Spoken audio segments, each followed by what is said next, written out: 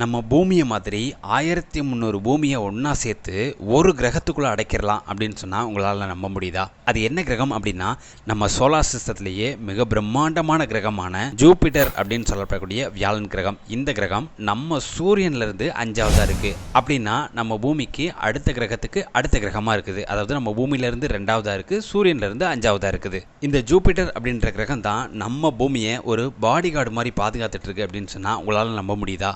So இந்த Jupiter கிரகம் பார்த்தினா அமேசிங்கான 10 விஷயங்களை இந்த வீடியோவில் பார்க்கலாம்.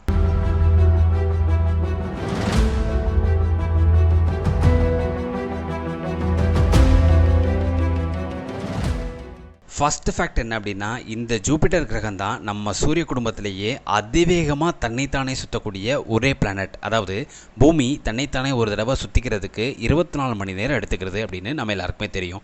ஆனால் இந்த பிரம்மாண்ட கிரகம் தன்னைத்தானே ஒரு தடவை சுற்றிக்கிறதுக்கு வெறும் 10 மணி நேரம் தான் எடுத்துக்கிறது. அப்படிங்கும்போது நீங்கள் பூமியில் ஒரு நாள் 24 மணி நேரத்தில் நீங்கள் கிடக்குறீங்க அப்படின்னா, இந்த வியாழன் கிரகத்தில் வெறும் 10 மணி நேரத்திலேயே ஒரு நாள் நீங்கள் கடந்துடலாம். ரெண்டாவது முக்கியமான ஃபேக்ட் என்ன அப்படின்னா, இந்த ஜூபிட்டர் அப்படின்னு சொல்லப்படக்கூடிய வியாழன் கிரகத்துக்கு மேலே ஒரு மார்க் இருக்குது. எப்படி சினிமா படங்களில் மனுஷங்களுக்கு மூஞ்சில் மார்க் போட்டு விடுறாங்களோ, அதே மாதிரி இந்த கிரகத்து மேலே ஒரு மார்க் இருக்குது. இந்த மார்க்குக்கு பேர் ரெட் ஸ்பாட் அப்படின்னு சொல்கிறாங்க.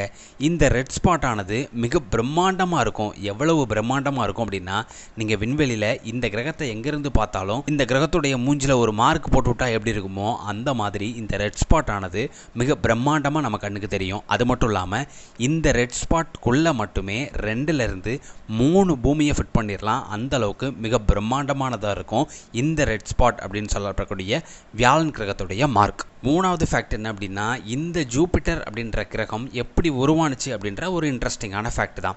ஸோ ஒரு 450 கோடி வருஷத்துக்கு முன்னாடி சூரியன் உருவானதுக்கப்புறமா நம்ம சூரிய குடும்பத்தில் மிச்சம் மீதி தூசிகள், டஸ்ட்டு, அப்புறம் கேஸஸ் எல்லாம் இருக்கும்ல, இதெல்லாம் தான் இந்த ஜூபிட்டர் கிரகமாக உருவெடுத்துச்சு, அதாவது மாறுச்சு, உருவானுச்சு அப்படின்னு சொல்லிட்டு நம்மளுடைய விஞ்ஞானிகள் சொல்லியிருக்காங்க. அது மட்டும் இல்லாமல் இந்த கிரகத்துக்குள்ள ஒரு நட்சத்திரம், அதாவது நம்ம சூரியனை மாதிரி நட்சத்திரத்துக்கு என்னென்ன பொருட்கள் இருக்கணுமோ அதெல்லாமே இந்த கிரகத்துக்குள்ளே இருக்குது. ஆனால் ஒரு ஸ்டார், அதாவது நட்சத்திரத்துக்கு என்ன கெப்பாசிட்டி இருக்கணுமோ அந்த கெப்பாசிட்டி இந்த கிரகத்துக்கு இல்லாததுனால ஜஸ்ட் மிஸ் ஆயிடுச்சு. இல்லைன்னா இந்த கிரகம் ஒரு நட்சத்திரமாக கூட மாறி இருந்திருக்கலாம்.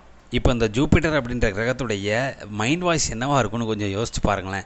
நான் எங்கே எப்படி இருக்க வேண்டிய ஆள், ஆனால் ஒரு நட்சத்திரத்துக்கு கீழே ஒரு பிளானட்டாக சுற்ற வச்சுட்டாங்களே அப்படின்னு யோசிச்சிருக்கோம். 4வது ஃபேக்ட் என்ன அப்படின்னா, இந்த வியாழன் கிரகத்துக்கு கிராவிட்டி ஃபோர்ஸ் நம்ம சூரிய குடும்பத்தில் எந்த கிரகத்துக்குமே இல்லாத அளவுக்கு அதிகமாக இருக்குது. அது மட்டும் இல்லாமல் அதிகமான காந்தப்புலம் அப்படின்னு சொல்லப்படக்கூடிய மேக்னெட்டிக் ஃபீல்டும், ஸ்ட்ராங்கான மேக்னெட்டிக் ஃபீல்டும் இந்த கிரகத்துக்கு தான் இருக்குது. விஞ்ஞானிகள் இந்த கிரகத்துக்கு மேலே ஸ்பேஸ் கிராஃப்டை பறக்க விடுறதுக்கு கொஞ்சம் தயங்குவாங்க. எதனால் அப்படின்னா, இந்த கிரகம் அதிகமான கிராவிட்டி ஃபோர்ஸ் அதிகமாக இருக்கிறதுனாலையும், அதே நேரத்தில் மேக்னெட்டிக் ஃபீல்டு அதிகமாக இருக்கிறதுனாலையும் ஒருவேளை ஸ்பேஸ் கிராஃப்ட் ஆனது இந்த கிரகத்தால் ஈர்க்கப்பட்டுருமோ, அதாவது இழுக்கப்பட்டுருமோ அப்படின்ற ஒரு பயம் விஞ்ஞானிகளுக்கு அப்பப்போ இருக்கும். இந்த கிரகத்துடைய ஈர்ப்பு சக்தி தாங்க முடியாமலே பல சிறுகோள்கள், மெட்ராய்ட்ஸ் அப்படின்னு சொல்லப்படக்கூடிய விண்கற்கள், விண்வெளியில் திரிகிற எல்லா பொருட்களுமே இந்த கிரகத்தை தாண்டி டிராவல் பண்ணுறதுக்கு பயப்படுவாங்க. ஏன்னா இது அதோடைய ஈர்ப்பு விசையினால் இழுத்து தன் பக்கம் வச்சுக்கிறது.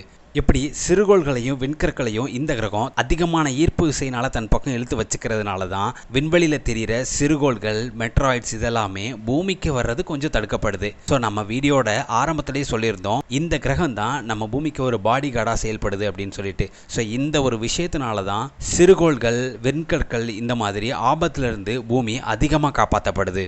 5வது மிக முக்கியமான ஃபேக்ட் என்ன அப்படின்னா, நம்ம சோலார் சிஸ்டத்திலேயே மிகப்பெரிய கேஸ் ஜெயன்ட் பிளானட் அப்படின்னா இந்த கிரகத்தை சொல்லலாம். ஏன்னா இந்த கிரகத்தை ஒரு ராட்சச வாயு கிரகம் அப்படின்னு விஞ்ஞானிகள் அழைக்கிறதுக்கு காரணம் என்ன அப்படின்னா, இந்த கிரகம் முழுக்கவுமே வாயுக்களால் நிரம்பியிருக்கு. நீங்கள் ஒரு ஸ்பேஸ் கிராஃப்டை வியாழன் கிரகத்தில் தரையிறக்கணும்னு நீங்கள் நினச்சிங்க அப்படின்னா உங்களால் ஒருபோதும் தரையிறக்க முடியாது. ஏன்னா இந்த கிரகத்தில் ஸ்பேஸ் கிராஃப்ட் தரையிறங்குற அளவுக்கு கூட ஒரு திடமான பரப்பு கிடையாது. என்னதான் நம்ம சூரிய குடும்பத்திலேயே மிக பிரம்மாண்டமான கிரகமாக இருந்தாலும் ஒரு ஸ்பேஸ் கிராஃப்டை தரையிறக்கிறதுக்கு கூட திடமான மேற்பரப்பு இந்த வியாழன் கிரகத்தில் இல்லை. ஆனால் தப்பித்தவறி இந்த கிரகத்துக்குள்ள ஒரு ஸ்பேஸ் கிராஃப்ட் என்டர் ஆயிடுச்சு அப்படின்னா அந்த கிரகத்தில் இருக்கக்கூடிய கேஸஸ் உடைய அழுத்தம், அதாவது ப்ரெஷர் இந்த ஸ்பேஸ் கிராஃப்டை நசுக்கி உருக்கி அழிச்சிரும் அப்படின்னு சொல்லியிருக்காங்க. ஆறாவது ஃபேக்ட் என்ன அப்படின்னா, இந்த வியாழன் கிரகம் தான் நம்ம சூரிய குடும்பத்திலேயே 2வது அதிக நிலவுகள் கொண்ட கிரகமாக இருக்குது. எவ்வளவு நிலவுகள் இந்த ஜூபிட்டர் கிரகத்தில் மட்டும் இருக்குது அப்படின்னா, ஏறத்தாழ 95 நிலவுகள் இருக்கிறதா விஞ்ஞானிகள் இப்போ ரீசெண்டாக 2024 ரிப்போர்ட்டில் கொடுத்துருக்காங்க. ஆனால் இன்னும் அதிக நிலவுகள் இருக்கலாம் அப்படின்னு கருதுறாங்க.